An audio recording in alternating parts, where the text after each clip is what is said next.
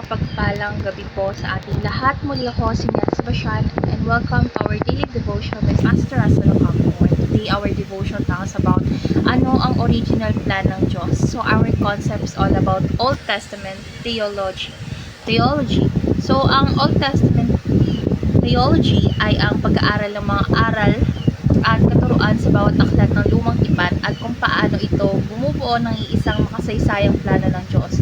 So, hindi ito luma o lipas dahil ito ay ang pundasyon ng plano ng Diyos sa pagtutubos ng sanlibutan na kaunlan ay tinupad kay Jesucristo. So, mula sa paglikha, pagbagsak ng tao hanggang sa mga pangako ng pagliligtas, ang lumang tipan ay patuloy na nagtuturo at naghahanda sa atin para kay Jesus Christ.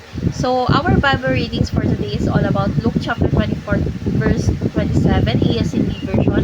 At ipinaliwanag ni Jesus sa kanila ang lahat ng sinasabi tungkol sa kanya sa kasulatan. Simula sa mga aklat ni Moises hanggang sa mga isinulat ng mga propeta.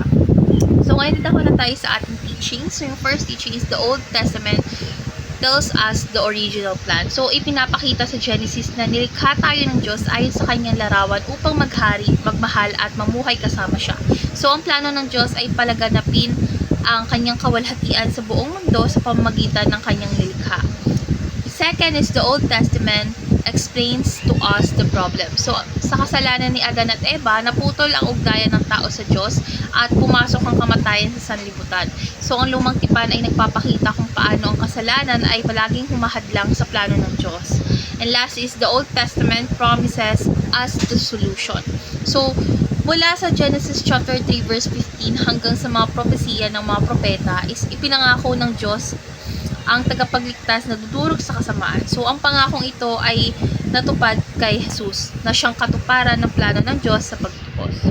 So, ngayon na tayo sa ating application. So, yung first application is turn to God's original plan through Jesus.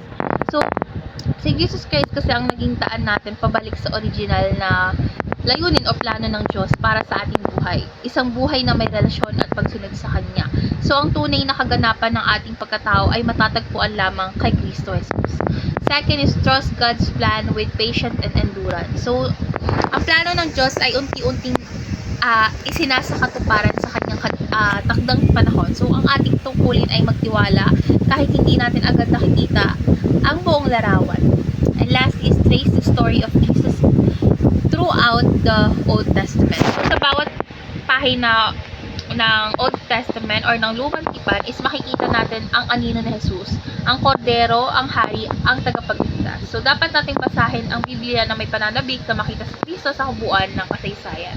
So, ngayon dadako na tayo sa ating last part, which is our discussion. And our discussion talks about why is it important to trust God's plan with patience and endurance. So, para sa akin is mahalagang magtiwala tayo sa plano ng Diyos na may pagtitiis at syempre pasensya dahil hindi laging malinaw ang kanyang kilos sa ating mga mata.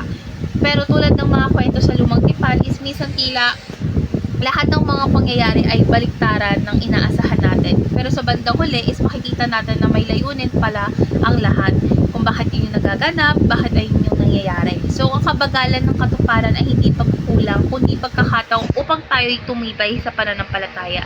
So, sa halip na magreklamo tayo or mainip, is hayaan natin ang proseso ng Diyos na hubugin tayo habang hinihintay natin ang katuparan ng kanyang mga pangako. So, ngayon naman po ilalahad ko ang aking natutunan sa devotion na ito sa ating devotion ngayong araw. So, natutunan ko na ang Lumang Tipan is hindi lamang kasaysayan kundi kabuuang plano ng Diyos para sa pagtubos ng sangkatauhan. So, pinapakita nito kung paano nagsimula ang mundo sa mabuting plano ng Diyos, paano ito nawasak ng kasalanan, at paano niya ito itinatama sa pamamagitan ng pangako ng tagapagligtas. So, naiintindihan ko na dapat akong bumalik sa original na plano ng Diyos sa pamamagitan ng pananampalataya kay Jesus. At habang ako ay naglalakbay sa buhay, is kailangan kong magtiwala sa kanyang plano kahit mahirap at mabagal. So sa araw-araw is pipiliin kong kilalanin si Jesus bilang katuparan ng lahat ng layunin ng Diyos. So let's pray po.